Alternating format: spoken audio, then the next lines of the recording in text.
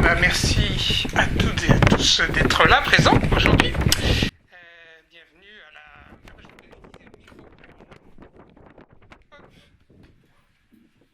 Donc, je recommence. Bienvenue à tous.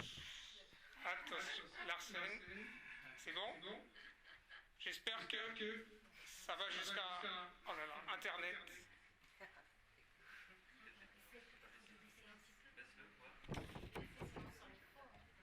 Non, parce qu'en fait, il faut aussi que sur Internet, on est connecté à Internet. En fait, il y a des gens qui sont en Belgique, qui sont au Québec, dans le Périgord. Voilà, il y a plein de personnes, donc j'espère qu'ils m'entendent. Voilà, donc bienvenue à Radio L'Harmattan. Bienvenue tout le monde. Merci à ceux qui sont présents, merci à ceux qui sont en ligne. Je peux pas? J'arrête? Je sais pas quoi faire. Pourquoi il y a un écho, monsieur? Mais tu es devant le... Est-ce que l'un de vous est connecté Il faudrait... Là, mon ordinateur est connecté à l'événement. Mais normalement... Normalement... C'est ça? Ah, mais c'est pour ça, tu devrais te mettre devant ceci, là. Il faudrait que tu sois derrière. Je vais me mettre derrière? Oui, tu ne peux pas. Enfin, voilà, mets-toi par là, pour que ça y est. Attends. Là? Ça change quoi? D'habitude, il se passe quoi, monsieur, en fait? Vous l'avez déjà été?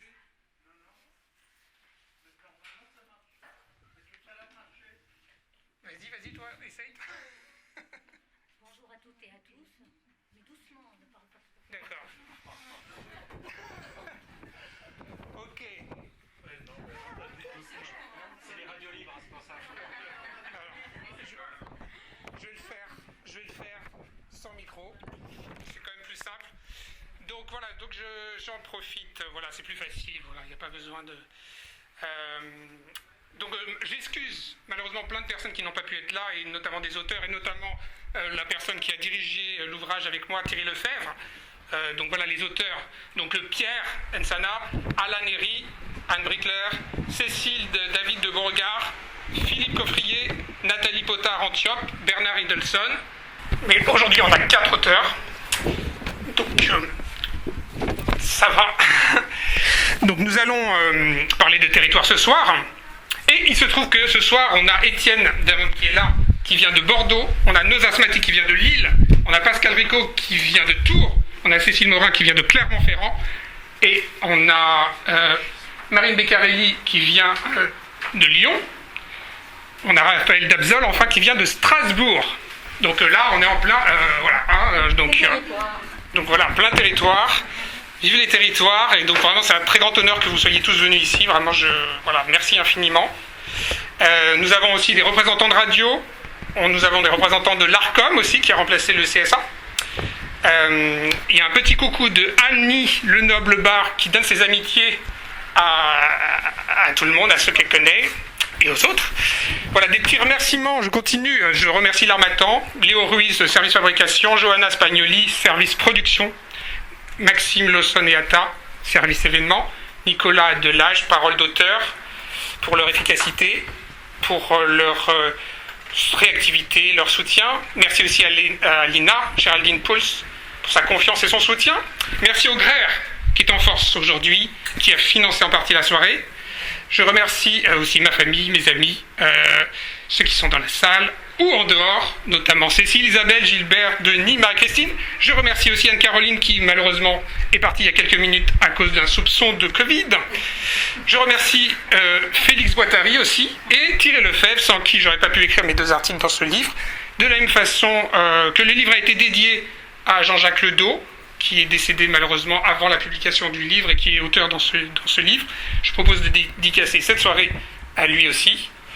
À nouveau, et donc voilà, donc à propos de la soirée, justement, pour l'organisation, donc dans un premier temps, on va présenter le GRER, ses activités, parce que voilà, il y a Étienne qui est là, le président du GRER, donc de l'Université de Bordeaux, maître de conférence. Puis, on va présenter Radiomorphose grâce à nos asthmatiques de l'Université de Lille et Pascal Ricot qui sont là, donc l'Université de Tours. Dans un second temps, donc nous allons parler davantage de radio locale avec notamment des auteurs de livres, d'articles, etc. On va parler davantage des radios locales, mais sans doute qu'on va commencer dès maintenant, évidemment. Et donc là, c'est grâce à Philippe Marty qui est en retard. Évidemment, il est directeur d'antenne à France Info, donc l'actualité, voilà. Marine Beccarelli qui est là, Université Paris 1. Cécile Morin de l'Université Lyon 2 et Raphaël Dabzol de l'Université de Strasbourg. Dans un troisième temps, nous aurons la librairie pour éventuellement acheter un des livres, parce que vous savez qu'il y a plusieurs livres, notamment celui de Marine Beccarelli, il y en a plusieurs. Il y a aussi un livre de Philippe Coffrier, qui est un des auteurs dans notre livre, Les radios locales. Et puis peut-être d'autres ouvrages, on verra. En tout cas, je vous souhaite une très bonne soirée. Et puis on va commencer. Bien entendu, je ne vais pas parler du cocktail, mais ça sera important, le cocktail, non? Donc voilà, il y aura un petit cocktail. Donc voilà, je donne tout de suite la parole à Étienne, d'abord, et puis... Merci Sébastien. Je ne sais pas si ceux qui sont connectés entendent depuis ici. Donc Étienne d'abord, est-ce qu'on peut faire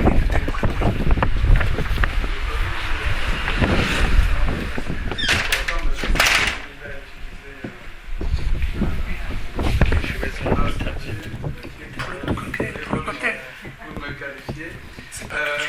Donc, troisième président du grève, qui a été créé dans des comme groupe informel, dans les années 1998, 96-98, autour de Professeur Jean-Jacques Cheval, qui ensuite est devenue une association de type loi 1901 en 2005 et qui, à partir effectivement de cette période-là, est devenue à la fois un groupe national, mais international aussi, puisque très vite, le GRER va être impliqué dans un projet européen qui l'amène à tisser des liens, des relations avec beaucoup de chercheurs au niveau européen, en Grande-Bretagne évidemment, mais aussi en Belgique, en Italie, en Suisse à l'époque, en Espagne, en Grèce, avec notamment des collègues de l'université de Limassol. Le GRER, depuis lors, a continué à grandir et aujourd'hui, évidemment, il y a des membres issus des pays que je viens d'évoquer, mais des membres aussi issus du Canada, des États-Unis, d'Afrique également. J'ajoute ces pays-là à ceux que j'avais déjà énumérés. Alors, le GRER, c'est une association de chercheurs, c'est-à-dire donc que ce sont des chercheurs qui sont d'abord incardinés dans leur laboratoire de recherche, les laboratoires, donc les unités de recherche de leurs universités respectives, mais qui se regroupent autour de cette thématique-là de la radio, les études de la radio et du son, de l'audio de façon générale. Alors le GRER développe 3 types d'activités, évidemment, donc l'organisation et l'animation de la recherche de ses membres, la production et la diffusion de la recherche. Nous avons en 2016 produit un ouvrage collectif, un manuel d'études de la radio qui se trouve être dans la zone francophone, le seul manuel qui existe, et on est bien content d'avoir réussi à mener à bien ce projet. Mais on a aussi une revue francophone, peut-être là aussi l'unique revue francophone qui existe et dont parlera tout à l'heure Pascal et Noza, de production donc et de diffusion de contenu sur la radio, sur le son, etc. Mais aussi donc des activités d'organisation, autour de l'organisation d'événements scientifiques, des séminaires, en général au moins 2 par an, et des colloques tous les 2 ans. Cette année précisément, nous allons avoir la joie de vivre un colloque extra-européen. Et pour le coup, ça va être au Canada, à l'Université Laval, les 9, 10 et 11 novembre prochains. Nous sommes fébriles, nous impatientons de vivre cette expérience-là outre-Atlantique.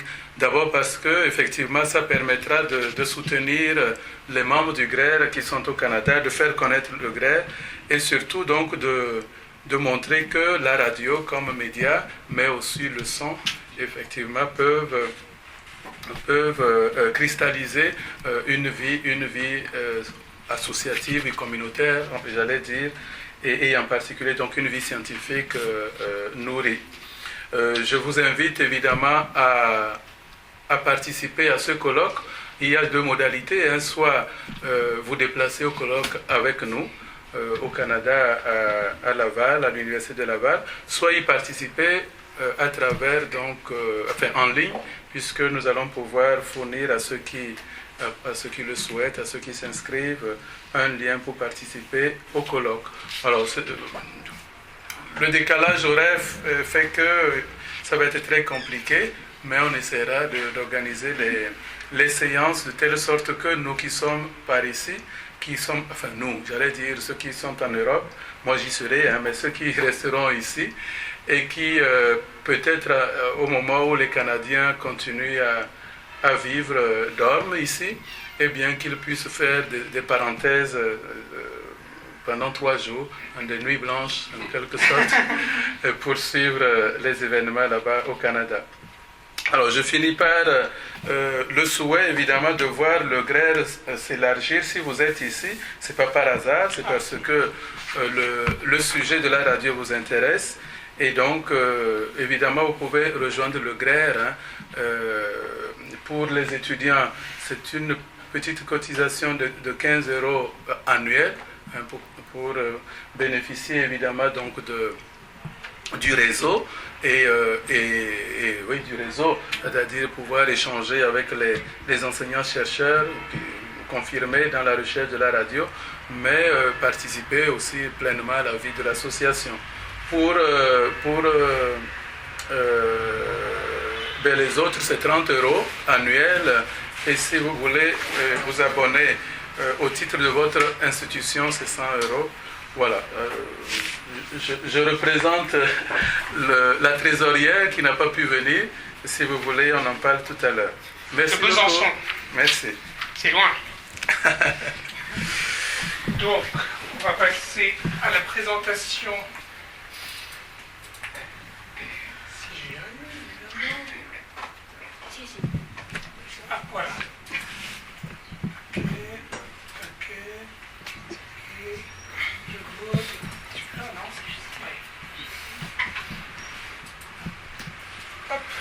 Radiomorphose avec Noza et Pascal. Alors, je vais faire sans, je vais essayer de parler suffisamment. Ouais, parle bien fort. Voilà, bien fort. J'ai coupé le micro. Ah, il a coupé. Comme ça. Bon, bonjour à toutes et à tous. Merci Sébastien pour l'organisation de cette rencontre radiophonique par excellence et qui s'annonce en toute convivialité. En complément de ce qui vient d'être dit par Étienne sur le GRER et ses activités, j'ai le plaisir avec Pascal aujourd'hui, en tant que rédacteur en chef de la revue Radiomorphose et au nom du comité de rédaction de cette publication, de vous présenter, de partager avec vous l'histoire de cette revue et de présenter donc Radiomorphose, revue d'études radiophoniques et sonores. Beaucoup de choses à dire, bien sûr, sur cette activité d'édition du GRER, une activité dans laquelle les membres du GRER se sont engagés depuis maintenant 8 ans. Et c'est une activité dense, riche, stimulante et constructive. Et Et nous allons essayer bien sûr de ne pas trop, parce qu'on a 10 minutes seulement, donc le temps est parti, donc on va essayer de faire court. Je souhaite d'abord revenir sur quelques éléments d'histoire de la création de cette revue, de son évolution et de ses objectifs, et je laisserai après la parole à Pascal pour présenter les 6 numéros publiés à ce jour et les perspectives, voire les projets à venir. Radiomorphose, c'est la première revue scientifique francophone, dédiée aux études radiophoniques et sonores. Donc elle vient enrichir le paysage international des revues existantes sur la radio, qui sont exclusivement éditées et publiées en langue anglaise. Ce projet ambitieux de combler le manque d'une revue francophone a été initié et coordonné en 2014 par Jean-Jacques Cheval. Malheureusement, il n'a pas pu assister aujourd'hui à cette rencontre. Nous le remercions, nous tenons à le remercier chaleureusement pour cette belle initiative. Donc des membres actifs du GRER, je cite Isabelle Buglenmon, ici présente Sébastien Poulain, Frédéric Antoine, Étienne, Pascal et moi-même, se sont réunis en comité de rédaction. Il y a Albino derrière. Albino, que tu ne vois pas. Bonsoir Albino. Que tu ne vois pas. Il a la même couleur que la... Donc des membres du GRER se sont emportés le projet, ont travaillé ensemble, ont échangé beaucoup pendant 2 ans pour définir ce projet, pour définir l'organisation scientifique, les choix éditoriaux, la conception graphique aussi de la revue. Nous avons bénéficié de soutien, le soutien de la maison de sciences de l'homme de Bordeaux, le soutien du laboratoire MICA, Bordeaux-Montaigne, ainsi que de l'équipe PRIME, l'équipe de recherche PRIME de l'université de Tours. Nous avons aussi collaboré avec un comité international, scientifique international, qui a fortement soutenu cette publication et notamment soutenu aussi les objectifs de cette création. Parmi les objectifs de Radiomorphose, d'abord Radiomorphose est un support pour rendre compte de la vitalité et de la richesse de la recherche sur la radio, sur l'univers sonore, dans l'espace notamment francophone. Donc elle vient combler ce vide, favoriser aussi la réflexion sur les problématiques, les enjeux de ces médias, ainsi que favoriser une réflexion sur l'analyse du média aujourd'hui, mais aussi de ses mutations, offrir un espace pour échanger, dans lequel la rencontre en fait de regards différents entre les chercheurs, les professionnels, les acteurs de terrain. Ça, c'était parmi les dimensions à laquelle le comité de rédaction accordait une attention particulière. Et donc en novembre 2016, la Radiomorphose est née. Donc il y a eu la création du site radiomorphose.fr avec la sortie du premier numéro autour de la thématique numérisation de la radio, pratique et perspective. Pascal reviendra tout à l'heure sur la présentation du numéro et les questions de recherche qui animent en fait cette recherche autour de la radio. Radiomorphose est éditée exclusivement en ligne. Elle est une revue pour l'instant annuelle. Elle évoluera prochainement pour devenir une revue semestrielle. Les textes publiés sont essentiellement en français, mais Radiomorphose accueille aussi, offre la possibilité d'accueillir des articles en espagnol et en anglais à hauteur de 20%. Depuis sa création, Radiomorphose fonctionne selon les normes scientifiques et les procédures académiques de double aveugle pour l'évaluation, avec l'appui d'un comité scientifique international, d'un comité de rédaction et d'un comité éditorial. Aujourd'hui, elle est reconnue comme revue scientifique en sciences humaines et sociales par le Conseil scientifique Open Edition. Donc nous nous réjouissons aujourd'hui tous, les membres du comité les membres du comité de rédaction ainsi que les lecteurs de la revue pour du classement de Radiomorphose dans le catalogue Open Edition Journals depuis janvier 2022. Et donc elle est accessible sur son nouveau site radiomorphose.org. Et le fait que la revue elle rejoint Open Edition constitue une étape importante pour le développement de la revue, pour sa reconnaissance au niveau national et international.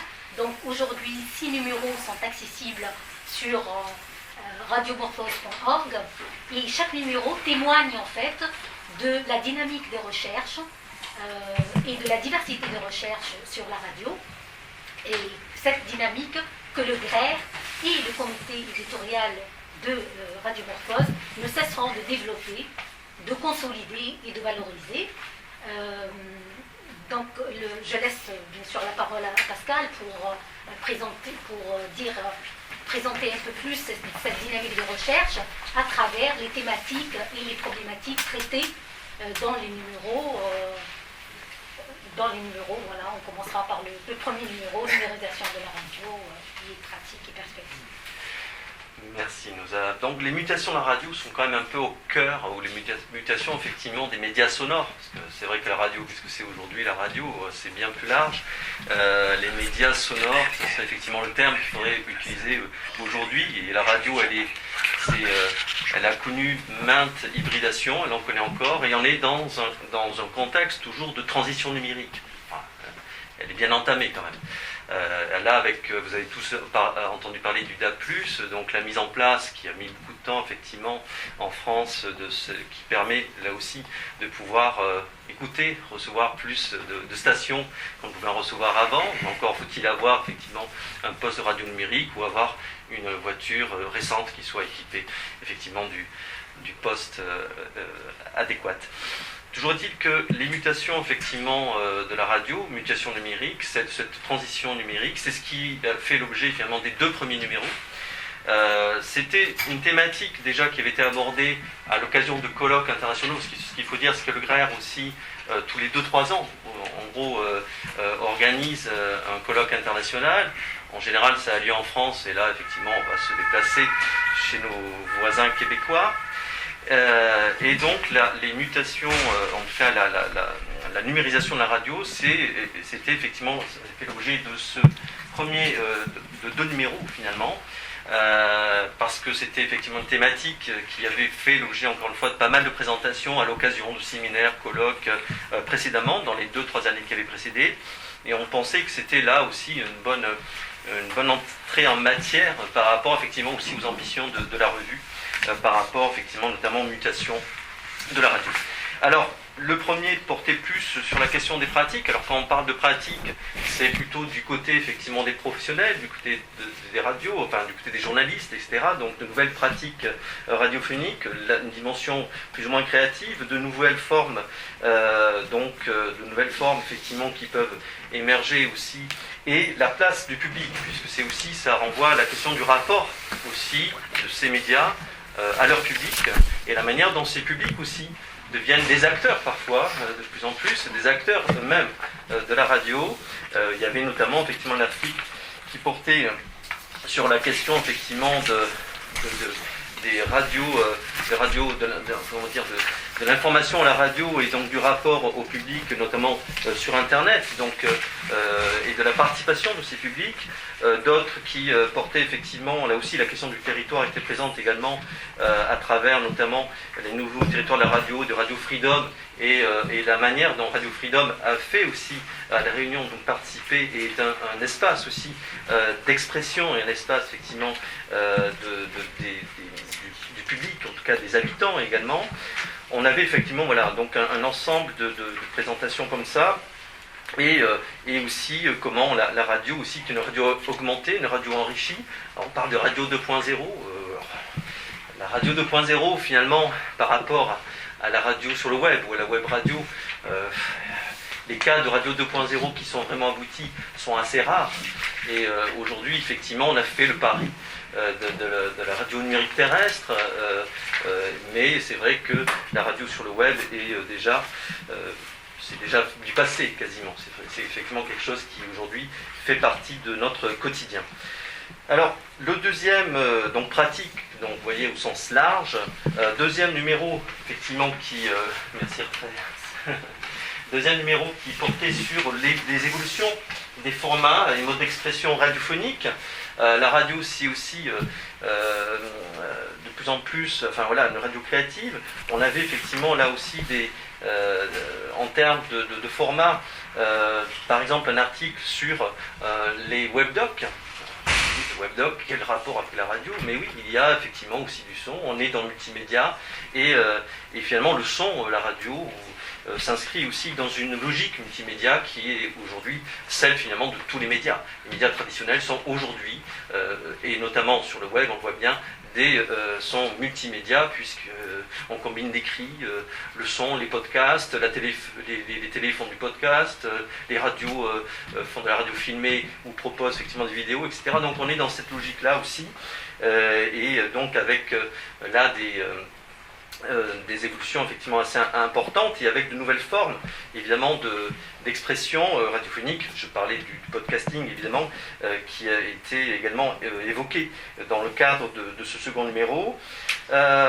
Et donc aussi la création sonore. Il y avait notamment une contribution de David Christoffel, je reviendrai d'ailleurs sur David Christoffel ensuite, et donc ou Arte Radio, etc. Donc toute une forme, voilà, pas mal d'évolutions aussi, et également la contribution également des radios associatives qui étaient également présentes dans ce deuxième numéro, qui sont aussi des laboratoires parfois d'expérimentation de nouvelles formes de programmes, de nouveaux formats.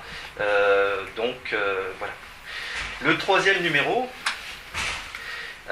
donc s'inscrit dans une tradition, il faut le dire quand même, qui est celle des études africaines, des études des médias africains à l'université de Bordeaux 3, enfin Bordeaux Montaigne, ex-Bordeaux 3, Bordeaux-Montaigne. Donc il y avait effectivement celui qui représentait notamment un peu la figure tutélaire, enfin la principale figure par rapport à la recherche sur les médias africains. C'était donc André-Jean Tudesque, Étienne entre autres ayant pris évidemment le relais avec brio. Et donc on a cette tradition-là. Donc c'est vrai qu'il était difficile, il était même inconcevable qu'on passe à côté aussi de cette question-là de la radio en Afrique, sachant que c'est le premier média, le média le plus écouté, enfin le média le plus consommé en Afrique subsaharienne et centrale, et c'est parmi les radios aussi qu'on trouve les seules radios indépendantes. Alors moi des fois j'écoute un peu Radio Omega au Burkina Faso, c'est des radios qui quand même, quand on les écoute, qui ont quand même une certaine liberté de ton, qui vont traiter de sujets qui n'ont pas peur aussi parfois de s'opposer ou de critiquer les pouvoirs en place, chose qu'on peut trouver éventuellement dans la presse, mais sauf que la presse écrite est peu lue, malheureusement.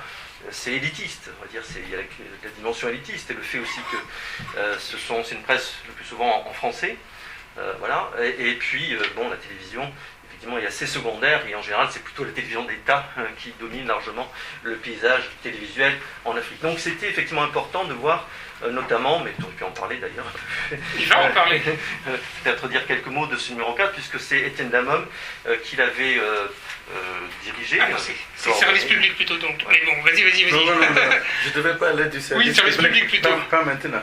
Mais bon, et juste ajouter un mot simplement à ce que a dit Pascal.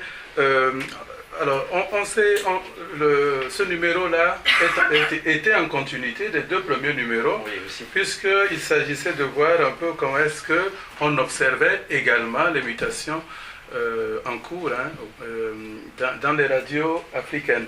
Et précisément de deux points de vue, de voir un peu comment est-ce que, à partir des années 1990, nous, 10 ans après, ou peut-être plus encore, après les radios libres en France, comment est-ce que précisément la libéralisation, et pas seulement la libération, puisqu'il n'y a pas eu de libération en tant que telle, mais la libéralisation du secteur a permis une reconfiguration de la radio.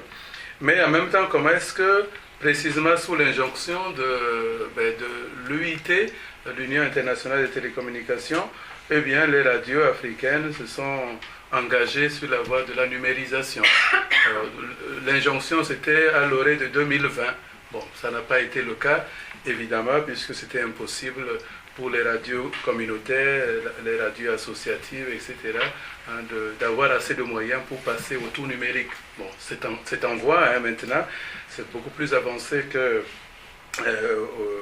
au début des années 2000 et même 2010, mais voilà, c'était le numéro visiter un peu cette situation-là et pour éclairer un peu voilà, les enjeux de la numérisation, les enjeux de la numérisation. Et puis aussi montrer comment les radios reflètent aussi des évolutions, on parlait de territoire, on en reparlera, les évolutions territoriales sont en phase avec les évolutions effectivement politiques, économiques. Il y avait notamment un article qui effectivement était assez étonnant, l'implantation de la radio chinoise au Sénégal, stratégie localisée aux enjeux globaux, donc on voit bien aussi cette logique-là aussi du côté des Américains, du côté des Chinois ou d'autres, effectivement, d'être présents également dans un certain nombre de pays, notamment en Afrique subsaharienne. Donc voilà, donc c'est les enjeux aussi, ces mutations et ces enjeux, ces évolutions au sens large et qui dépassant effectivement les aspects, on va dire, purement techniques, qui sont intéressants et qui montrent aussi à quel point effectivement ces radios sont ancrées dans le territoire, sont ancrées dans les réalités effectivement locales et les reflètent. C'est le cas d'ailleurs pour le cas tunisien dans ce numéro. Le cas, oui. Le cadre des radios associatives après la révolution en Tunisie et leur ancrage, foisonnement notamment des radios. Voilà, en transition démocratique, c'est effectivement le cas tunisien, transition démocratique, suite notamment au printemps arabe. Et c'est vrai que par exemple, en tout cas notamment, en particulier on pourrait dire la Tunisie, est un bel exemple d'une certaine réussite de ce point de vue-là, avec une évolution, avec l'émergence de médias, suite effectivement à ce mouvement.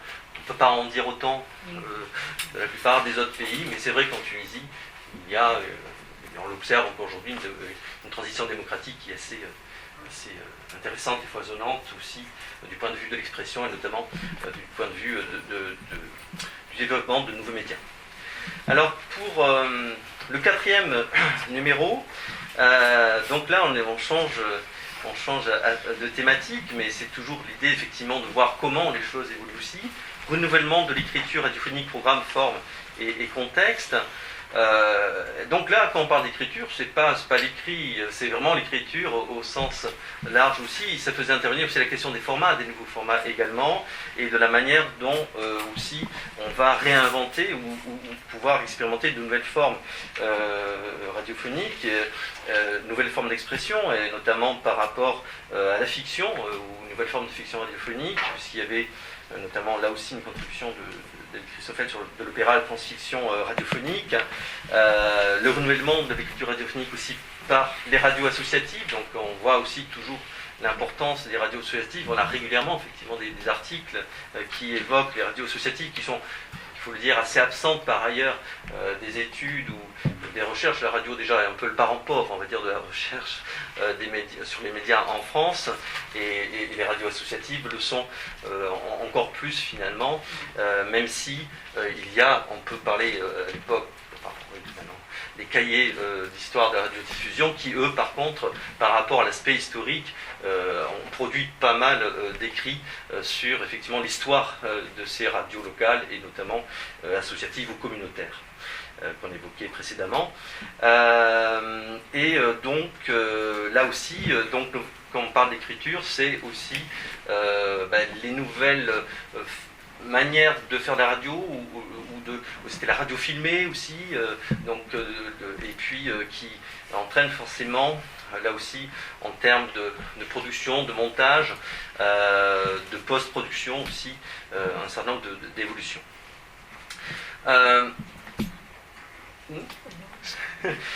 Ensuite, donc, déjà, voilà, ça allait vite. Donc 5-6, un double numéro. Le dernier qui publié, donc il y en a pas mal qui sont en attente, mais bon, on va y revenir. Et donc la radio au service de ces publics. Alors il y avait eu effectivement un colloque à Bordeaux dont c'était la thématique. Alors je précise évidemment qu'on ne publie pas, il ne s'agit pas d'actes de colloque, puisque la revue, pour être reconnue, c'est une revue qui chaque fois fait un appel à contribution. Il faut effectivement que les propositions déjà puissent être validées, et là ça se situe au niveau du comité, enfin pas du comité éditorial, au niveau de ceux qui coordonnent chaque numéro. Et dans un second temps, donc les articles définitifs sont évalués en double aveugle, donc par des chercheurs, enseignants-chercheurs confirmés dans le domaine. Enfin, c'est pas forcément des gens d'ailleurs qui travaillent sur la radio, tout dépend aussi des thématiques en question. Les médias qui sont plutôt, évidemment, en général, des chercheurs sur les médias ou en sciences de l'information et de la communication de manière plus globale. Et donc, on a quand même beaucoup d'évaluateurs qui composent donc ce qu'on appelle le comité de comité de lecture. Pardon. Voilà, les comités de lecture. Donc chaque fois, il y a 2 évaluateurs pour chaque article. Et donc là, il y a eu effectivement beaucoup de propositions. Ça a été effectivement un succès, on va dire, qui a donné lieu à un double numéro, ce qui nous arrangeait bien d'une certaine manière, parce qu'on s'est dit, tiens, bon, double numéro, comme ça on le présente comme étant une revue qui propose 2 numéros en 2021 et qui en proposera effectivement, qui a l'ambition de proposer 2 numéros maintenant par an, parce que c'est une condition, mais j'y reviendrai, aussi d'une plus grande reconnaissance encore de la revue d'un point de vue académique. Alors, donc là, il y avait moult propositions. On avait notamment effectivement, je peux le spécifier, une contribution de Marie-Soleil Frère, et on pourrait aussi lui rendre hommage, qui malheureusement nous a quittés depuis, et qui dont c'était la dernière contribution, qui était vraiment la spécialiste, on peut dire, une grande spécialiste de la radio en Afrique, une des grandes spécialistes de la radio, notamment en Belgique, avec Frédéric Antoine, et donc à l'Université libre de Bruxelles. Et qui avait proposé notamment un article sur RFI, se posant la question de savoir si RFI est une radio internationale de proximité. Par certains aspects, elle est. Et notamment, c'était la RDC par rapport aussi au cas de la RDC qui, malheureusement, dans l'actualité récente et encore actuelle, est assez mouvementée. Donc donc il y avait beaucoup de contributions. De toute façon, je peux pas, de toute façon tout, ça serait un peu long effectivement, mais c'est la question du public là aussi au sens large. Alors, c'est pas la radio publique, c'est la radio ou la radio de service public, mais la radio de service des publics. Donc ça, effectivement, c'est important, même si la radio publique est présente à travers ce numéro. Mais c'était montrer comment les radios, de manière générale, sont des acteurs qui rendent des services qui ont une vraie importance, et sont là aussi proches de leur public, prennent en compte effectivement des problématiques de leur public, donnent la parole à leur public, les alertes par rapport effectivement à des catastrophes naturelles, c'est très très large, et donc radio d'alerte effectivement c'est important aussi, et donc ça permettait de voir aussi comment se renouvelle ce rapport des radios à leur public, en considérant de toute façon que les radios en général, et pas seulement locales, peuvent être considérés comme des médias de proximité, en tout cas ayant une proximité avec leurs auditeurs qui est effectivement importante, et souvent plus importante, avec une interaction notamment, ça c'est quelque chose qui existe depuis longtemps à la radio, ce que les télévisions ont toujours eu du mal à faire, effectivement, justement des radios de débat aussi, ce qui aussi caractérise un certain nombre de radios. Voilà pour... Et là, justement, ce que j'ai oublié de dire, c'est que vous avez justement là les sommaires, donc la couverture et sommaire de chaque numéro ici en imprimé. Donc, si vous voulez regarder, un petit peu. Voilà, on peut faire circuler. Si vous voulez, il n'y a pas de souci, vous pouvez. Voilà. Donc, pour poursuivre. le futur, numéro 7, donc on fait vite. Numéro 7, donc on va avoir effectivement, il y a plusieurs numéros qui sont dans les tuyaux. Un qui était aussi inspiré par un colloque qui avait eu lieu à Tours, que j'ai eu le plaisir d'organiser à Tours, donc radio en mobilité, et donc qui justement pose aussi la question là,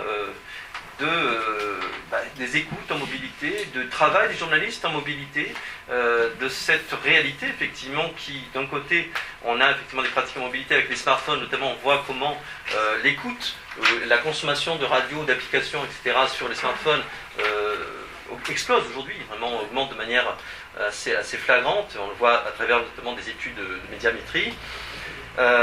Et puis effectivement le fait que la radio soit présente sur le web, etc. Mais en même temps, radio mobilité, ça renvoie encore une fois à la question aussi de ces pratiques professionnelles en mobilité, comment aussi les médias s'adaptent à ces nouvelles pratiques des publics en mobilité, etc. Donc ça, c'est ce sera l'objet du numéro 7 ici. Numéro 8, donc. Qui est donc aussi dans les tuyaux, donc je pense que, je ne sais pas, mais ça va se bousculer, il y a le 7-8 risque de sortir l'un après l'autre, on va dire. J'espère, oui, on ne va pas les doubler quand même. Non, on va pas les doubler cette fois-ci, non, on ne pourra pas. Alors ce qui est amusant, c'est que malgré tout, l'idée de ce numéro 8 était venue d'un des axes du colloque de Tours, qui posait la question. Ce que j'avais trouvé intéressant aussi, de poser la question des mobilisations, mobilité, mais aussi en termes de mobilisation, de voir comment les radios font bouger les lignes, comment les radios contribuent aussi, vont porter ou vont pouvoir faire connaître, revendiquer, en termes de revendication, en termes de mobilisation sociale, de mobilisation politique, etc. Bon. Donc, comment ? Engagé. Voilà, l'engagement, donc c'était plutôt en termes de mobilisation, donc voilà, le terme exact, donc l'engagement effectivement des radios, et donc qui fait l'objet de ce 8e numéro, radio mobilisation quand la radio fait bouger les lignes, et donc Thierry Lefebvre et Sébastien Poulain étant les coordinateurs de ce 8e numéro. Tu vas en dire 2-3 mots, c'est bon ? Non, on ne va pas faire teasing. Okay, ça sera en ligne. Et, on va dire avant 2023. Voilà, c'est le but. Et donc après, j'évoquais effectivement tout à l'heure le numéro 4 qui avait été coordonné par Christophe Deleu, que certains d'entre vous connaissent, j'imagine. Et Séverine Cohaltin, qui, là aussi, notre trésorière désormais, qui donc avait coordonné ce numéro. Et donc, un autre numéro, le numéro 9, donc, qui est bien engagé aussi, qui est coordonné par David Christoffel, qui est un fidèle du GRER, qui est un fidèle de la revue. Note, conduite, synopsis, partition, écrire et composer la radio. Et donc, qui aussi, je pense, était une idée qui germait pour lui par rapport effectivement à ses pratiques, notamment artistiques, ses pratiques de création sonore, de création de spectacles, sonores notamment, et donc notamment par rapport à des nouvelles formes d'écriture, mais là avec une dimension effectivement créative, artistique, ici particulièrement marquée par rapport effectivement à ces nouvelles, à ces différentes formes de création, d'innovation qui caractérisent aussi la radio et comment elle contribue aussi à faire évoluer ou à permettre effectivement à donner aussi un espace aux créations artistiques aussi de manière plus générale. Alors pour le numéro 10 qui, j'ai pas le truc ici, vous croyez non. Numéro 10, donc la production de la fictionnalité radiophonique. L'appel à contribution a été lancé et il est encore en cours jusqu'au 10 juillet. Pour ceux qui effectivement ne connaissent pas, on a justement des informations par rapport à ces appels à contribution passent sur divers réseaux, listes universitaires, etc. Mais systématiquement sur Radiographie, qui est le carnet de recherche du GRER, et sur tout simplement la page Facebook du GRER, où on a effectivement voilà, ces actualités qui passent. Donc la production de la fictionnalisation à la radio, avec donc là des coordinateurs, donc là on a une association internationale, puisque c'est avec Pergia Kouskou qui elle est à Clermont-Ferrand, et donc André-Éric Vétourneau qui est donc de l'université à l'UQAM, donc à Montréal. Voilà, donc et là on est aussi et je pense qu'il y a un lien, c'est assez amusant parce qu'il y a quand même une certaine cohérence. Finalement, on ira que ce soit en 2022 ou 2023 par rapport aux thématiques. Ouais. Il y a effectivement des liens évidents, mobilité 2022. mais avec des axes différents, mais un lien évident entre ces deux numéros aussi, ces deux dossiers à venir. Ouais. Peut-être, est-ce que tu veux rajouter quelque chose sur les radios locales de service public à propos de... Non. Il a tout dit? Oui, il a à peu près tout dit. En fait, c'était dans le cadre donc, de ce numéro 5-6, axé sur la radio service des publics. Et donc, la question principale était, alors pour éviter la redondance, parce que parler de la radio service de public, du public ou des publics, ça va de soi, ça semble aller de soi. Mais finalement, quand on se pose la question du point de vue de la localité, c'est-à-dire de la proximité vis-à-vis du public, et cette question commence à interroger.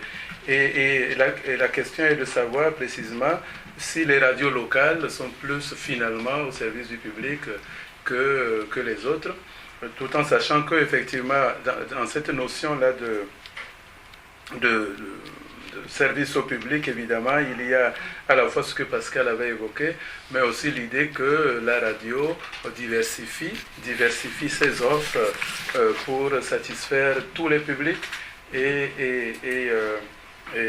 pas uniquement ceux qui sont censés être ciblés et pour lesquels les radios se spécialisent.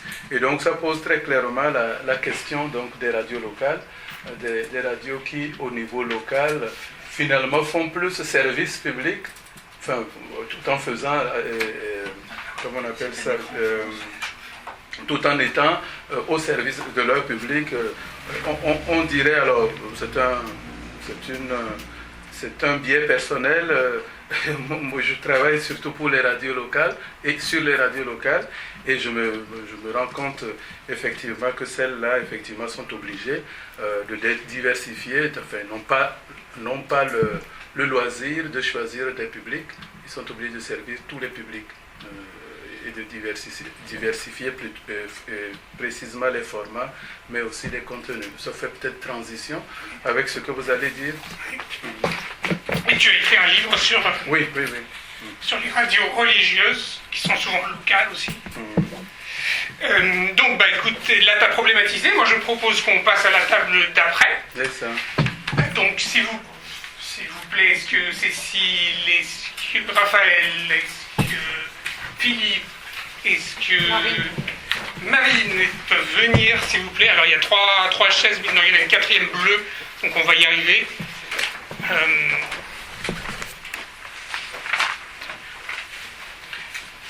Pendant ce temps, je distribue ça, c'est les contacts du GRER, mais aussi donc, un moyen, donc des contacts pour nous suivre. Hein. Vous avez tous les liens pour suivre les informations du GRER. Et si vous voulez aussi, ça peut servir de fiche d'adhésion au GRER. Il suffit de remplir ça. Pardon.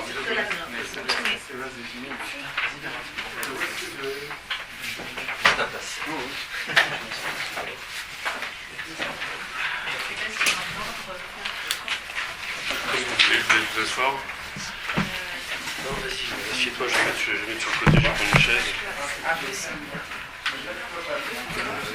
On peut prendre la serviette. Je vais aller garder.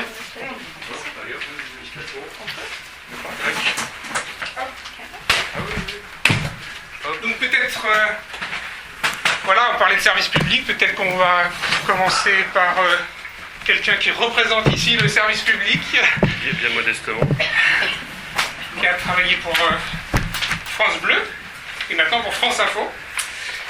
Donc, Merci. Merci. Donc alors qu'est-ce que tu as... Est-ce que tu as des réactions à ce qui a été dit pour l'instant? Quelques-unes. Je vais d'abord me présenter et vous remercier de votre Marty. accueil. Donc, je suis Philippe Marty, directeur adjoint des antennes de France Info. Et j'ai une expérience de passionné de la radio depuis toujours.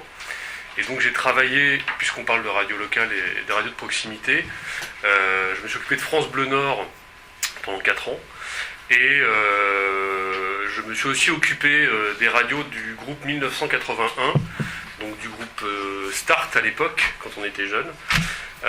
Et donc qui était à l'époque en tout cas essentiellement des radios locales, même si Sud Radio était dans le groupe à cette époque. Et donc j'ai cette double vision à la fois du service public de proximité et de ces radios privées de proximité qui sont bien à la peine aujourd'hui. Voilà. Je vais peut-être laisser mes camarades s'exprimer, puis on reviendra sur les problématiques après, si tu veux bien. Oui, puis il y aura des questions aussi, donc on va créer des dialogues, mais donc Marine, toi tu as une double expérience, tu es à la fois chercheuse et aussi dans les radios, et notamment dans les radios locales, tu as travaillé dans une radio locale. Donc Oui. peut-être, je te donne la parole. Oui, merci Sébastien. Donc, je m'appelle Marine Beccarilli. Merci pour l'organisation et pour l'invitation. Donc effectivement, moi j'ai à la fois fait des recherches, une thèse sur l'histoire des programmes de nuit en France, à la radio. Et en parallèle, j'ai eu une activité radiophonique qui a commencé à Radio Campus Paris, donc radio associative locale, étudiante, mais pas que, parce qu'en fait il n'y a pas que des étudiants à Radio Campus Paris. On peut faire partie de Radio Campus Paris et du réseau des Radio Campus France un peu à tout âge, et pas besoin de faire d'études. Et là, du coup, par rapport à ce qui nous occupe aujourd'hui, donc moi, c'est vrai que mon sujet, donc j'essaie de faire un lien un peu entre mon sujet La nuit. de la radio nocturne et la radio locale. Alors moi, c'est vrai que j'ai peu étudié la dimension de radio locale dans mes recherches, pour une raison déjà simple, qui est l'accès aussi aux sources. J'ai essentiellement travaillé sur des radios du service public, déjà parce que c'est celles pour lesquelles on peut avoir plus facilement accès à des archives sonores quand ces archives existent. Elles sont à l'INA, mais il y a aussi beaucoup d'archives qui ont disparu, plein d'émissions qui n'ont pas été enregistrées. Après, je me suis aussi intéressée quand j'ai pu avoir accès à des sources ou à des témoignages. J'ai aussi rencontré des gens, des animateurs, des journalistes, des techniciens, des réalisateurs, réalisatrices, etc., qui ont travaillé la nuit à la radio.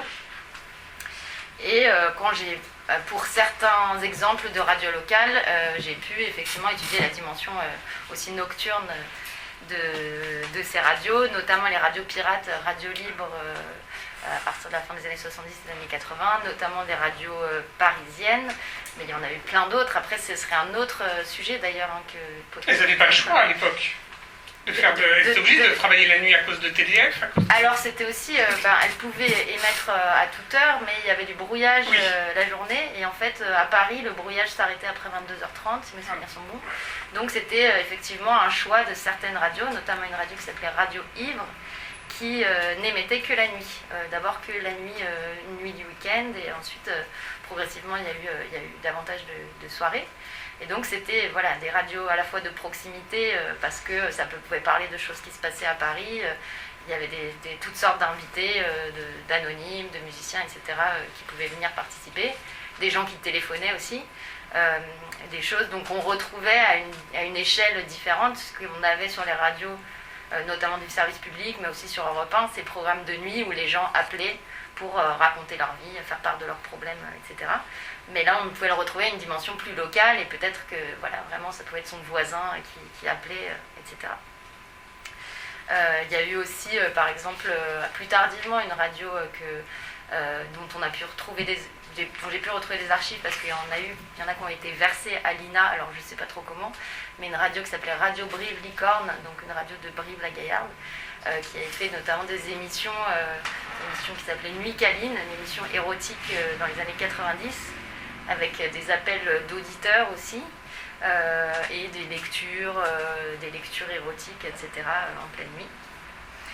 Et alors pour la dimension plus récente, donc moi aussi en tant que praticienne de radio, j'ai pu participer notamment à Radio Campus Paris, à Radio Grenouille à Marseille, à des nuits entières où la plupart du temps en fait les radios associatives n'émettent pas la nuit. Enfin la nuit il y a des bandes musicales on va dire, mais de manière ponctuelle, une fois par an, une fois tous les 6 mois, c'est un événement de garder l'antenne toute la nuit et de créer du contenu spécifiquement. Souvent il y a un thème. Radio Campus Paris, il y a eu la nuit des émotions, je me souviens, la nuit du risque, la nuit du sexe, enfin il y avait plein de nuits thématiques comme ça. J'avais fait aussi une nuit donc, à Radio Grenouille à Marseille. Récemment encore, donc maintenant depuis quelques mois, je suis à Lyon. À Lyon, il y a une radio associative qui s'appelle Radio Canu, qui a fait toute une nuit, là en avril ou mai, toute une nuit exceptionnelle aussi à l'antenne, avec vraiment la dimension locale, ancrée dans le territoire lyonnais. Militant, assez militant. Et aussi militant, enfin c'est une radio qui se présente comme anarchiste, la plus rebelle des radios, etc. Mais bon, tout le monde peut participer, peut venir proposer un projet d'émission. Et aussi ce que ça m'a évoqué, c'est au moment des confinements et couvre-feu, il y a pas mal d'initiatives de radio, de web radio qui ont été créées sur Internet. Je pense notamment à une radio qui était implantée à Grenoble qui s'appelait Radio Couvre-feu, dont je ne sais pas beaucoup de choses, mais qui était donc diffusée les soirs. On peut la retrouver sur les audioblogs d'Arte. Voilà. Donc il y a tous les numéros qui sont en ligne, il y a peut-être une dizaine d'émissions. Et les différents participants décrivaient, donc ils étaient tous chez eux, il y avait plein de gens qui participaient à ces émissions, et vraiment ils décrivaient, c'est intéressant aussi la dimension locale et territoire, alors toi tu te trouves dans quel endroit de la ville, etc. Et c'était une manière aussi chaque personne était chez elle, dans la nuit, isolée, et on ne pouvait pas sortir normalement si on respectait le couvre-feu. Et donc avec cette émission, on mettait en lien les gens qui participaient, et aussi les auditeurs du coup qui pouvaient écouter, et se dire il y a quelqu'un qui est dans la rue d'à côté qui parle à la radio, etc. Voilà, c'est des initiatives que j'ai trouvées intéressantes. Ah ouais, Nuit debout, ouais, bien sûr. Alors pour le coup, Nuit debout, il y a eu la radio, plein d'initiatives de radio, et Radio Parleur, je crois, qui existe encore, qui a été créée à cette occasion, et qui était effectivement place de la République à Paris. Voilà. Et il y avait des gens de Radio France qui travaillaient dans cette radio. Il y avait plein de gens de Radio France. De Radio Campus, beaucoup. Hein. Oui, bénévolement, du coup, qui travaillaient bénévolement, qui ont participé, qui ont amené du matériel, etc. Et ça n'a pas, à ma connaissance, pas été étudié encore ce phénomène, mais voilà un peu, grosso modo, ce que je pouvais vous dire sur cette dimension, le lien entre la nuit et la dimension locale de la radio. Très bien. Et tu es podcasteuse maintenant, tu fais des super podcasts. Bon, on va peut-être passer à Cécile Morat, donc, qui va nous parler à nouveau de service public et de radio locale, de service public et de la radio locale. Oui, donc voilà, moi je suis doctorante en fait en histoire, que je m'appelle Cécile Morin, et du coup j'étudie en fait dans ma thèse la façon dont les documentaristes de France Culture, dans le dernier quart du XXe siècle, ont tenté de conserver une mémoire radiophonique de monde du travail qui était perçu comme allant disparaître, hein, c'est-à-dire les derniers éleveurs qui sont dépositaires de toute de savoir-faire qui ne vont pas transmettre parce qu'ils ne peuvent plus transmettre leur outil de production, les derniers marins pêcheurs parce qu'ils font face à la mondialisation, à l'entrée dans la communauté européenne, etc., mais aussi très vite des pans entiers du monde ouvrier en fait, avec la désindustrialisation où il y a toute une culture présumée de tradition orale qui est absolument en crise de transmission et s'effondre non seulement des lieux, mais également toutes ces cultures, ces savoir-faire. Et donc on a toute une tradition, disons, de documentaires un peu ethnographiques qui vont essayer de capter cette mémoire radiophonique. Et dans ce cadre-là, en fait, j'ai étudié une expérience qui en fait préfigure la création du réseau de radio locale de Radio France. Cette expérience, elle se déroule en 1976 et c'est une expérience de radio éphémère dont le but donc est organisé par France Culture parce que à ce moment-là la direction de Radio France essaie de montrer que, on a un besoin de radio locales, et la direction de Radio France tente d'essayer de les créer, ces radios locales, parce que il y a une loi qui a dessaisi la direction de Radio France du contrôle en fait de ces radios au profit de France 3. Donc c'est une expérience qui vise vraiment à démontrer le besoin de radio locale, mais c'est aussi une expérience qui est dirigée par un homme de radio et un dramaturge qui s'appelait François Billedou, et qui lui est absolument fasciné justement par ces traditions orales, ces traditions communautaires, et il décide de créer pendant une semaine en fait de transférer l'antenne en fait de France Culture pendant une semaine dans le parc national des Cévennes, parce qu'il est justement, il pense que là il y a toute une mémoire orale, une mémoire paysanne, et puis aussi une mémoire orale qui remonte au temps des Camisards, de la résistance et de ces résistants protestants au catholicisme, et qui est en train de disparaître, et dont la radio pourrait en fait être un conservatoire. Donc il y a comme ça un double objectif en fait de cette expérience, et pendant une semaine, alors qu'il n'y a pas de radio locale à ce moment-là, surtout dans cette région qui est très dépeuplée, c'est pas les Cévennes d'aujourd'hui, elles atteignent leur étiage démographique, c'est vraiment un territoire en très grande fragilité, et bien vous avez une cinquantaine de producteurs producteurs, techniciens, réalisateurs de France Culture qui vont s'implanter dans les villages et qui vont produire une centaine d'heures d'émissions. Et surtout, ils vont essayer d'aller interroger la population locale, notamment les vieux, les anciens en fait, dépositaires de cette culture-là, de cette culture orale. Et ce qui est intéressant dans cette expérience, c'est que toutes les archives ont été conservées, y compris les courriers qui ont été suscités, les réactions des auditeurs, les fiches de repérage, et on peut vraiment voir les effets en fait locaux de cette expérience radiophonique, avec un paradoxe, c'est que très peu de Cévenols ont pu entendre ces émissions parce que ils ne pouvaient pas vraiment les capter, et puis ils travaillaient, c'était le gros des travaux agricoles en ce mois de septembre 1976, et par contre il y a vraiment eu des effets sociaux en fait de cette expérience, des effets locaux, et avec des temporalités qui dépassent le temps de l'écoute.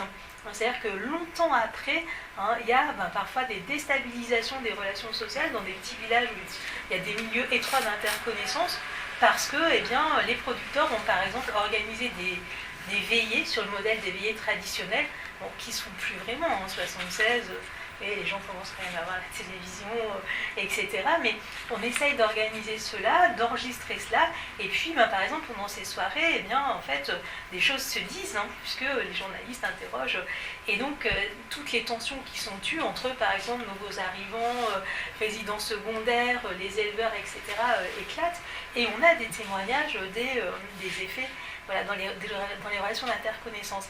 Ce qui est intéressant quand on fait de l'histoire sociale à partir de la radio, ce qui est mon cas, c'est que là vraiment on voit que finalement la radio, c'est pas que des pratiques d'écoute, c'est vraiment des pratiques sociales.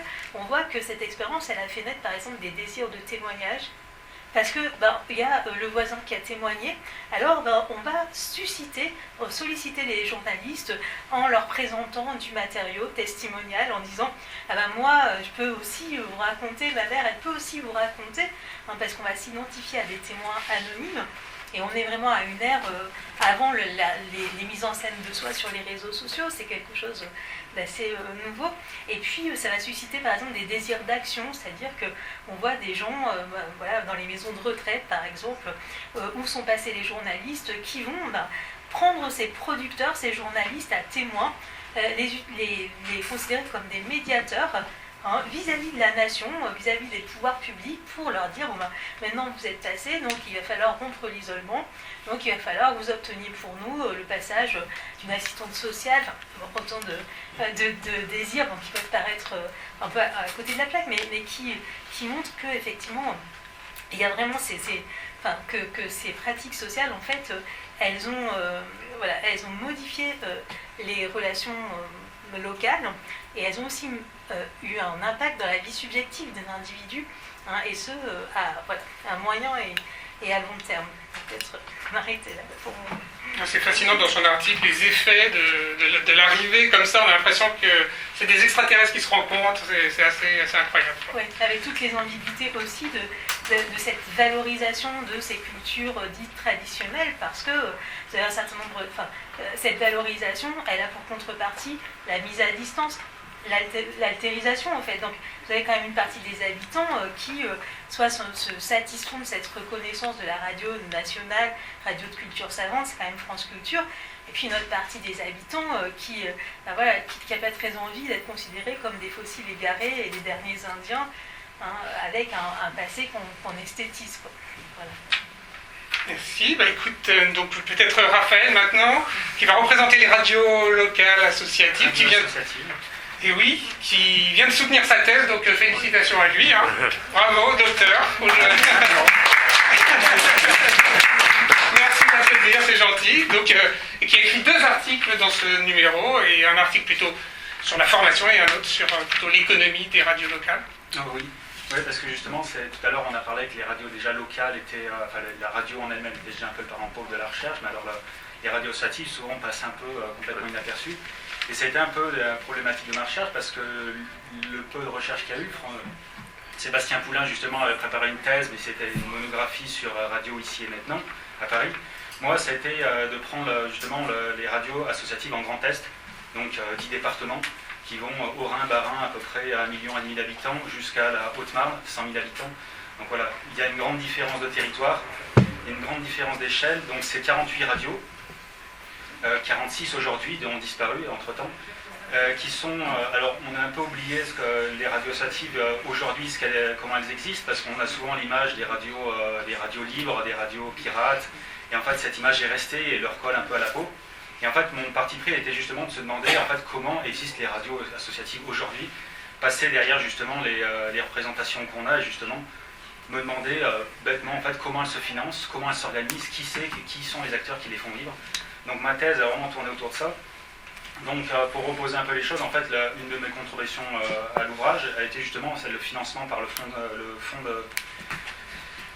d'expression radiophonique. Le FSER, donc le fonds d'expression radiophonique qui a été créé alors, au tout début des radios libres, et qui finalement s'est structuré au milieu des années 80 pour en fait à partir des années 90 vraiment devenir un financement annuel des radios, donc toutes les années leur verser un financement stable.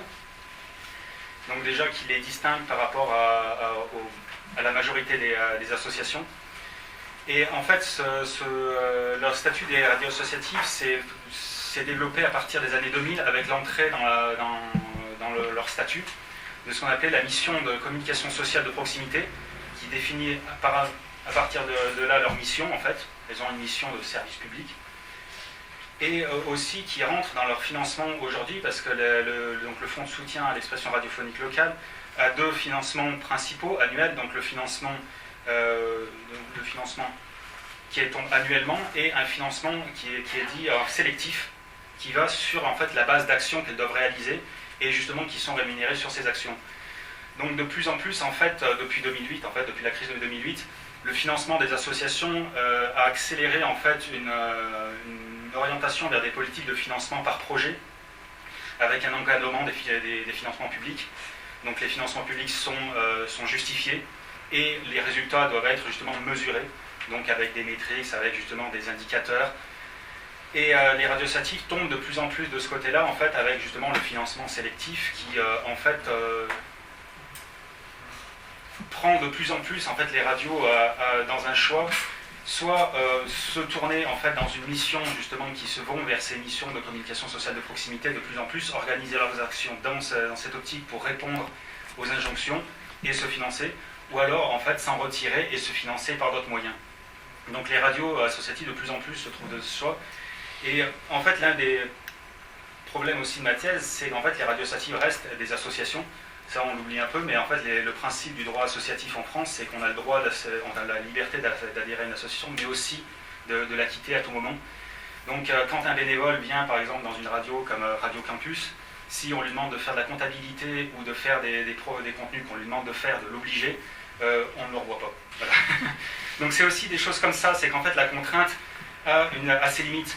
Donc les radios aussi ont elles-mêmes leurs limites, et en fait comment elles peuvent répondre en motivant leurs bénévoles, en motivant aussi leurs salariés, parce que là aussi le salariat est devenu une forme d'activité à part entière dans les radios, et ça pose aussi la question de l'engagement. Quand un salarié qui travaille dans une radio fait des contenus, qu'il est un peu obligé, où est la part d'engagement là-dedans? Voilà, les radios associatives sont souvent entendues comme des radios pirates, enfin des radios libres. Maintenant, qu'est-ce qui reste en fait de cette part d'engagement, de cette part de militantisme dedans? Et en fait, une grande partie de ma thèse, c'est un peu retrouvé là-dedans sur cette idée, c'est que les radios associatives ont beaucoup diminué. Donc après, c'est une part générale à l'associatif. Pour avoir travaillé en associatif, c'est un problème général. C'est un problème de renouvellement générationnel, un problème de participation. Les jeunes ont du mal à participer aux associations. L'engagement, par exemple, pour des associations jeunes, leur dire les financements vont arriver dans 2 ans. 2 ans pour une association jeune, c'est une éternité. Donc c'est pour ça, c'est qu'en fait, il y a des rythmes politiques, il y a des rythmes de financement qui ne correspondent pas forcément à l'engagement des jeunes. Et souvent, en fait, ce qui est mesuré, c'est un vieillissement déjà de la population des radios associatives et d'associatifs en général, mais surtout des radios associatives. Et surtout, c'est une problématique aussi plus large, c'est de l'adaptation. On a parlé tout à l'heure des nouvelles radios et justement de la radio par Internet. C'est que par exemple le Fonds de soutien à l'expression radiophonique finance l'activité des radios associatives uniquement en FM, donc surtout la radio FM, et des profils assez, on va dire, classiques, des personnes qui écoutent la radio, ne voient pas l'intérêt de porter une activité en ligne. Donc ces 2 facteurs font que les radios associatives en fait ont très peu de visibilité sur Internet, ont très peu d'activité, c'est très limité, à part des radios très particulières, des radios religieuses en l'occurrence. Mais sinon, la majorité des radios ont un fil de leur direct, mais souvent se limite à ça. Et au final, une grosse partie de mon travail, c'est aussi de me demander justement quel est l'avenir justement des radios associatives, justement par rapport à cette mission de communication sociale de proximité qui leur est donnée. Parce que l'une de mes contributions était par exemple le programme ECRA qui existait entre 1991 et 2013. Et justement, dans ma thèse, j'ai développé ça comme en fait, c'était un espace de co-construction des politiques publiques qui a un peu justement poussé les radios associatives dans cette mission de communication sociale de proximité. L'EPRA a justement permis aux radios associatives de se faire reconnaître par les services, par les politiques publiques comme des partenaires pour pouvoir justement rentrer, devenir des agents de terrain, justement pour pouvoir faire de la communication sociale de proximité sur leur territoire, auprès des personnes. Donc dans le cas de l'EPRA, c'était particulièrement dans le cas des populations migrées. Et au final, en fait, la problématique par exemple, de disparition de l'EPRA a posé surtout une problématique générale aux radios associatives, c'est justement, en fait, la radio est-elle encore le média privilégié pour la communication sociale de proximité? Et ça pose justement le problème par rapport à l'avenir des radios associatives qui pour très peu arrivent à se développer dans l'environnement web et encore moins sur les téléphones portables. Et justement, quel est l'avenir de ces radios demain? Est-ce qu'on continuera à les écouter? Est-ce que justement l'État continuera à les financer?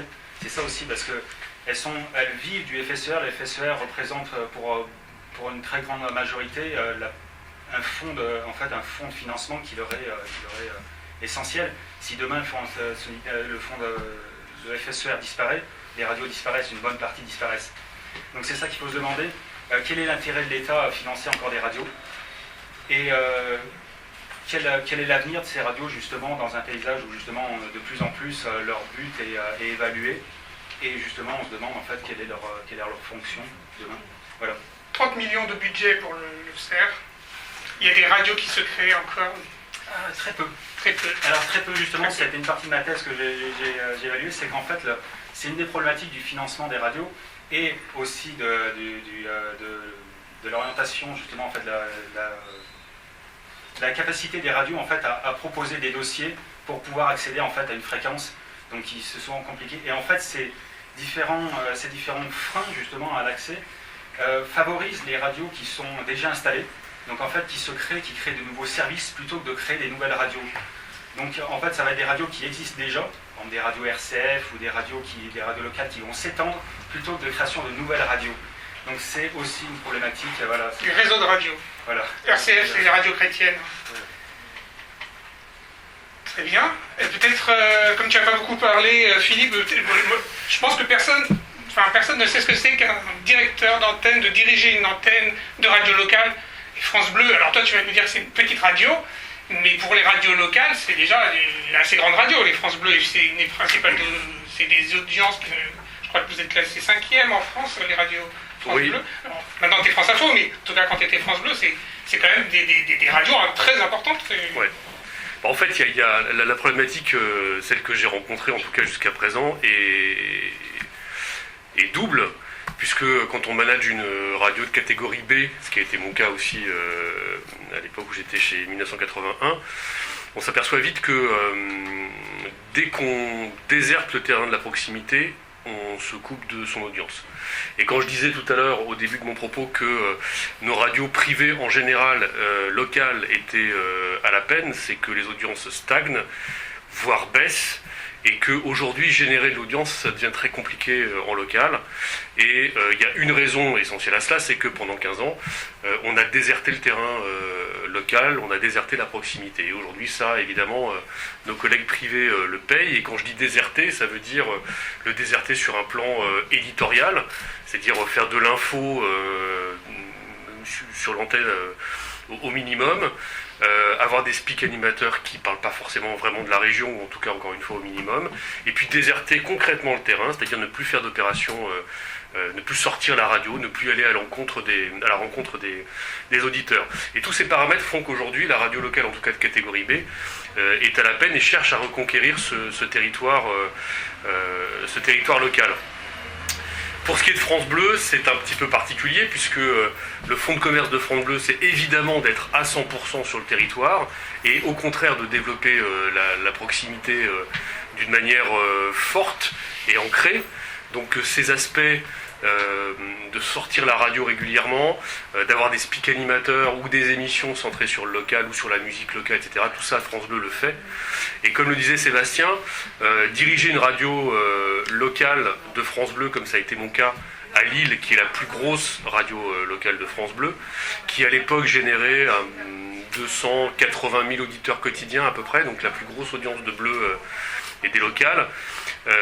Manager une telle antenne, c'est compliqué.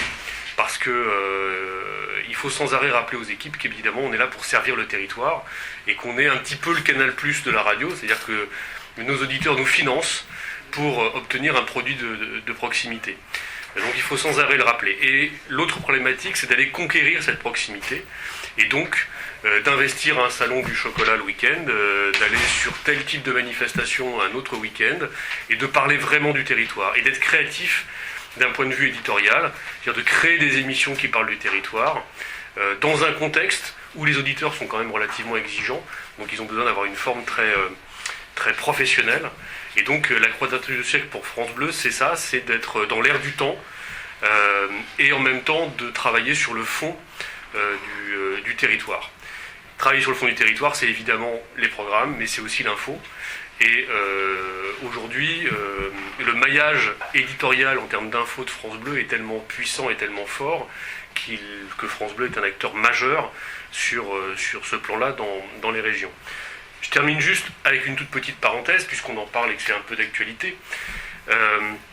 Il est question, vous le savez, j'imagine, de réorganiser cette espèce de grand mammouth, qu'est le service public de l'audiovisuel. Il y a plein d'idées, ça fait des années que ça dure et des années qu'on en parle.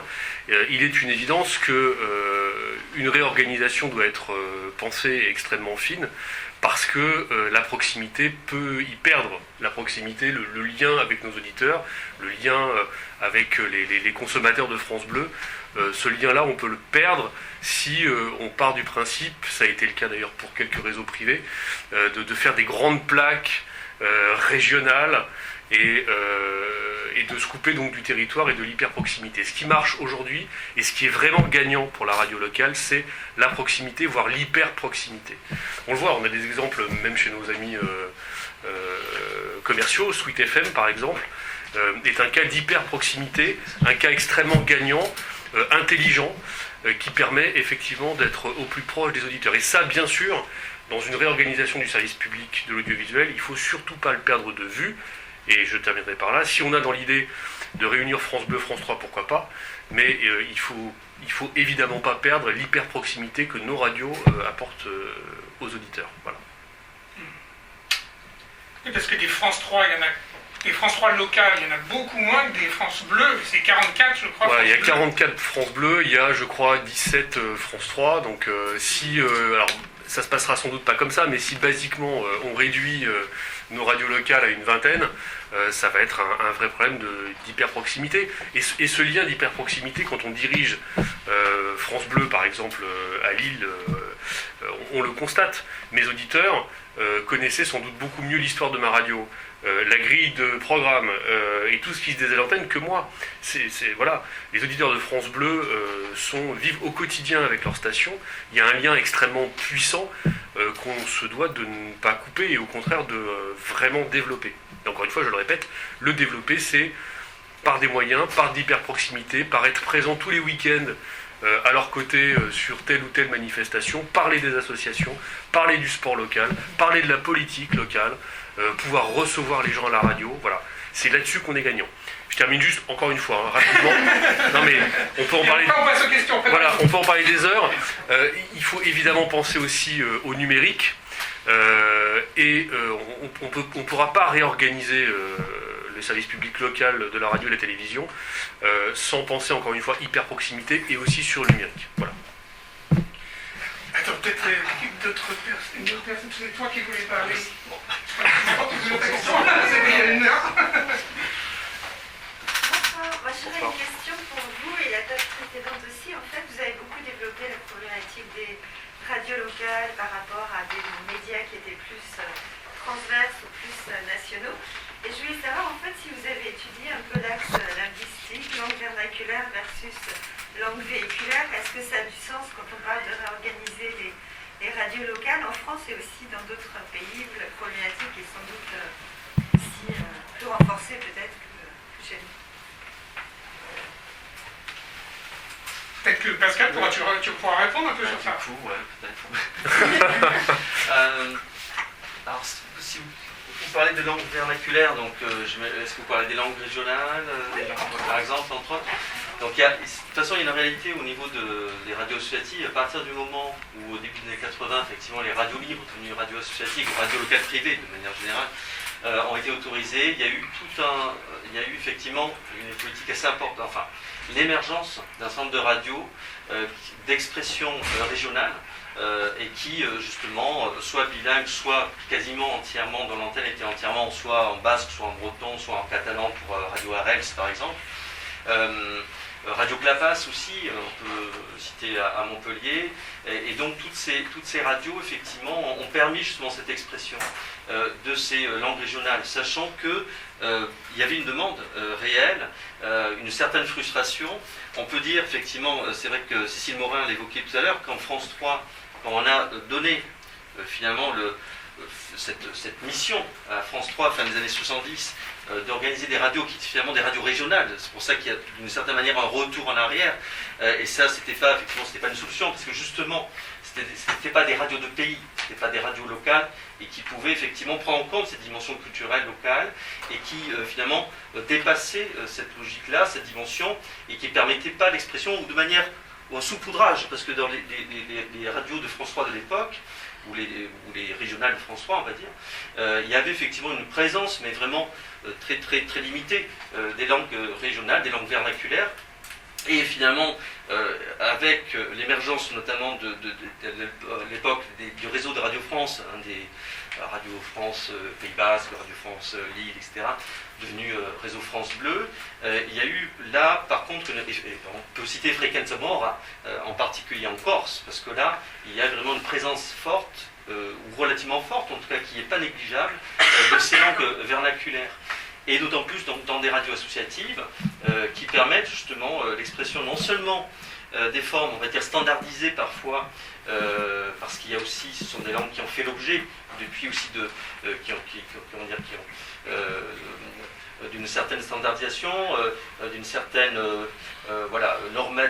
normalisation démocratisation avec la présence, par exemple, en Pays Basque, des Ikastola, qui sont des écoles en langue basque, ou l'émergence de la langue basque comme option dans des lycées, dans des universités, comme à Bordeaux, etc. Enfin bon, toujours est-il qu'il y a aussi, ça a permis, justement pour certaines radios très locales, de pouvoir faire vivre, faire perdurer des formes orales de ces langues vernaculaires, qui auraient disparu aujourd'hui en grande partie des médias, et ce sont notamment ces radios-là qui permettent, il y a quelques cas comme ça, qui permettent justement de pouvoir encore permettre aux auditeurs, mais aussi il y a des gens qui travaillent dans ces radios, mais qui sont aussi vieillissants, là on revient aussi, c'est un public vieillissant, qui s'exprime aussi, soit en labourdin, par exemple, en labourdin, par exemple, pour le labour, c'est-à-dire la côte basque, ou en soultain du côté de la Soule, ça correspond à Moléon, tout ça, je ne sais pas si vous connaissez, c'est le bas Béarn, hein, vous voyez le haut Béarn, le bas Béarn. C'est précis, c'est local. C'est très local. C'est l'hyper-proximité en fait. N'empêche que pour des langues très localisées, c'est les seuls endroits encore où on peut entendre ces langues également très localisées. Bon, là, on est vraiment dans l'hyper local. Ça, pour le coup, effectivement, je vous l'accorde. Mais après, peut-être qu'on peut parler les langues vernaculaires. Je sais pas, il y a peut-être. Et c'est vrai qu'il y a aussi pas mal de radios, effectivement, aussi, qui sont liées. Alors on parle parfois de radios communautaires pour ces radios en langue régionale, ou des radios, effectivement, de communautés immigrées, où on trouve. Donc là aussi, on parlait, je crois que j'ai entendu parler de Radio Gazelle tout à l'heure, je ne suis pas sûr, ou j'ai rêvé. Mais donc voilà, des radios où il y a une présence aussi de langues de communautés immigrées, encore que cette présence est relativement limitée, mais bon, ça c'est encore une autre question. Je peux juste rajouter quelque chose justement par rapport à France Bleu. En Alsace, c'est une des premières radios, justement France Bleu Alsace, qui a ouvert ses antennes justement à l'alsacien, qui s'est produit en fait assez tôt. Ça a été quand France Bleu a libéré son antenne en fait entre France Bleu. À l'époque, c'était Radio France, même avant. Autant de l'ORTF, en fait, quand il y a eu différents programmes entre le programme national et le programme régional, où en fait il y avait une partie des programmes qui est devenue régionale et qui en fait est passée en alsacien. Et en fait ce programme s'est maintenu jusqu'à en fait l'arrêt de la diffusion en amplitude de fréquence, donc en AM, au début des années 2000, milieu des années 2010. 2015, justement, mais la radio existe toujours donc dans les locaux de France Bleu Alsace, et existe encore justement France Bleu Alsace, ou qui émet toujours une grande partie de ses programmes en alsacien. Donc ça a été vraiment une des radios en fait qui a existé pendant des années sous le nom de c'était France Bleu Mittelwelle. Donc avant c'était Inter Mittelwelle, et qui existe depuis en fait les années 70, même avant. C'était l'une des premières radios locales de service public qui autorisait en fait une autre langue que le français, parce que c'est dans le service public justement le français était vraiment répandu comme la seule langue presque autorisée. En fait, à France Bleu, il y a une vraie difficulté, c'est une question centrale que vous posez, parce que pour France Bleu, en tout cas, il y a une vraie difficulté, parce que nos radios de service public ont vocation à s'adresser évidemment à tout le monde, et quand on fait de la langue régionale, suivant les régions bien sûr, mais on s'adresse fatalement à une minorité relative, plus ou moins grande évidemment. Donc c'est un vrai souci, et en termes de stratégie de programme, on se gratte toujours la tête pour savoir comment on va réussir à faire rentrer une langue régionale dans nos programmes sans exclure la majorité de nos auditeurs. C'est un vrai souci. Et alors à Bleu Nord, on avait trouvé des astuces. On faisait un horoscope en ch'ti, on passait tous les matins. Voilà, on essayait de focaliser sur la culture du territoire sans pour autant être dans le parler local. Et puis bien évidemment, sur des places réservées, on avait de la musique issue du territoire. Mais il y a des exemples effectivement un peu extrêmes ou opposés. Il y a effectivement RCFM en Corse. Nos amis bretons à France Bleu aussi font beaucoup plus de langues régionales que Lille. Et puis vous citiez l'exemple de France Bleu Alsace qui émet à 100% évidemment en alsacien sur le net. Voilà. Mais la question centrale en termes de programme, elle est bien là. Comment on s'adresse à tout le monde tout en préservant cette culture régionale, en la mettant à l'antenne. Et donc là, après, il faut passer par des stratégies, un horoscope en ch'ti ou je sais pas quoi, des cadeaux, enfin dans des trucs. Voilà. Qui veut faire l'horoscope en ch'ti? Est-ce qu'il y a d'autres questions? Après, on va voir un petit coup si on a encore un peu de temps, mais est-ce qu'il y a une question? Oui. Oui, j'ai une remarque qui pourrait déboucher sur une question, c'est par rapport au modèle économique de ces radios associatives. Un témoignage, je veux dire que je suis dans un territoire francilien d'une ville nouvelle, où il y a effectivement une radio locale qui va fêter ses 30 ou 40 ans d'existence. Et en tant que directeur de la culture de la ville-centre, je suis confronté à une relation de dotation, de subvention, parce que, et la question, ça sera, est-ce que ce modèle que je vous décris, il est assez commun ou est-ce que c'est une exception? Parce que l'association en question sollicite la collectivité, la mairie, pour justement pérenniser l'activité de l'association, avec deux problématiques. D'abord, le fait qu'il y a une raréfaction, il y a une pression budgétaire sur les collectivités qui est telle que les élus sont obligés de regarder tout ce qui se passe en termes de dépenses. Et l'évaluation, enfin, moi, les critères d'évaluation, c'est est-ce que derrière la subvention, il y a du salariat? Si effectivement il y a du salariat, il y a un risque à baisser la subvention. Et ça, c'est le premier critère. Et le deuxième critère, c'est effectivement, est-ce que l'action de l'association, elle constitue une prolongation des politiques publiques, une plus-value quelque part pour le territoire? Est-ce que ça a vraiment du sens que de continuer à la subventionner? Et pour le coup, en termes d'évaluation, c'est assez compliqué parce que l'interlocuteur n'est pas en capacité de démontrer qui touche tant d'auditeurs, etc. Donc ça pose une vraie problématique pour le maire. Alors évidemment, la faiblesse des maires, c'est comme ils sont sur des tout petits mandats, de prolonger ce saupoudrage pour l'histoire de clientélisme, etc. Et puis on sait qu'on attend qu'un subventionné sorte pour en subventionner un autre, etc. Donc monsieur le maire, vous n'allez pas nous laisser tomber, hein, c'est la logique qui est à l'heure. Donc voilà, moi je m'interroge, et alors, évidemment on sollicite l'acteur local en lui disant mais venez dans les manifestations municipales, montrez-vous, constituez du relais, et on a l'impression que l'association elle vit sa vie, et on a du mal à mesurer l'interaction qu'il y a entre ces programmes et la vie de la commune. Et c'est légitime de la part d'ailleurs du maire de s'interroger, c'est de l'argent public, est-ce que je vais continuer? Et combien de temps à donner de l'argent pour maintenir peut-être sous perfusion un petit salariat précaire dont on n'est pas sûr du tout qu'il va se traduire par un rayonnement d'intérêt public sur le territoire. Alors est-ce que ce cas de figure que je vis dans une ville nouvelle d'Île-de-France, est-ce que il vous semble que c'est une exception ou que ça peut se généraliser? Bon courage. Parce que vous avez peut-être... Non, parce que justement, je trouve qu'en fait, ça rentre parfaitement dans les conclusions qui est donnée à la fois dans la dimension de l'EPRA et dans la conclusion des radios associatives en général. C'est justement la complexification, en fait, justement, l'EPRA a beaucoup participé au financement, en fait, du développement des professionnalisations et du salariat dans les années 90 dans les radios associatives. En fait, c'est exactement ce principe, c'est qu'en fait, l'EPRA, à la base, était censé être une banque de programmes qui devait justement enrichir la programmation locale des radios et au final financer les radios en leur donnant en fait une rétribution pour les programmes qu'elles réalisaient. Au final, ce qui s'est passé, c'est que beaucoup de radios ont engagé des salariés qui finançaient leur poste uniquement par de l'EPRA. Donc en fait, les gens venaient et faisaient de l'EPRA. Donc en fait, c'est pour ça, quand j'ai rencontré les personnes, au début, les personnes étaient, on le fait parce qu'on aime ça, machin, et à la fin, en fait, elles se sont dit, en fait, c'était l'usine. Et les gens, voilà, il y avait une dissolution totale de l'engagement, les gens faisaient des événements, réalisaient de l'EPRA, et en fait, c'est aussi ce qui a conduit l'EPRA dans le mur, c'est en fait justement ce financement, est-ce que l'EPRA finançait au final les radios pour des bonnes actions, ou au final ce qu'elle a financé pour justement les maintenir en vie.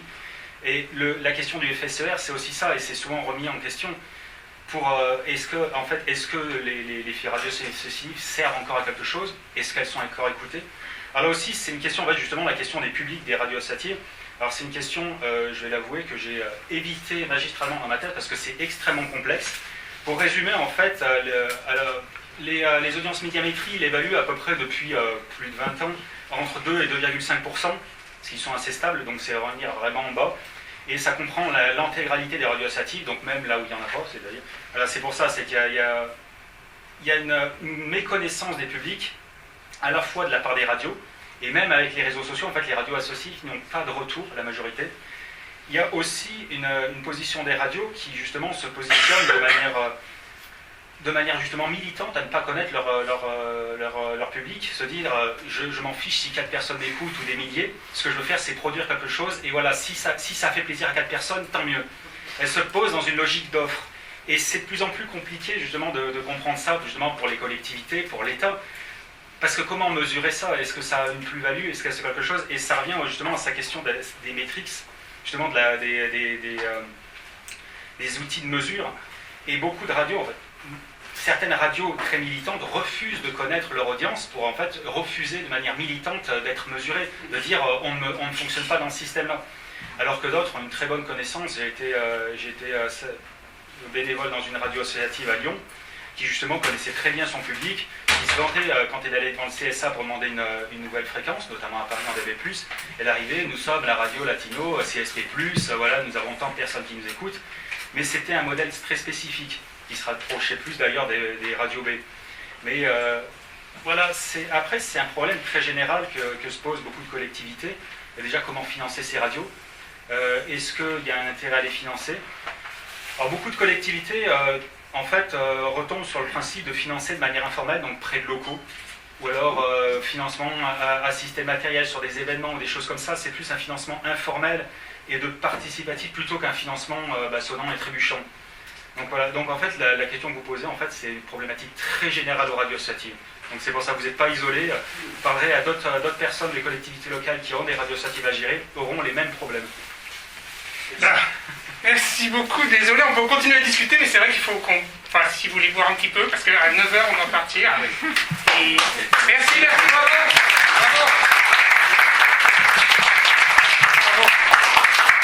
Donc là, voilà, il y a un peu de vin, il y a un peu de jus d'orange, de l'eau. Servez-vous. On est du pour ça en fait. On va se le cacher.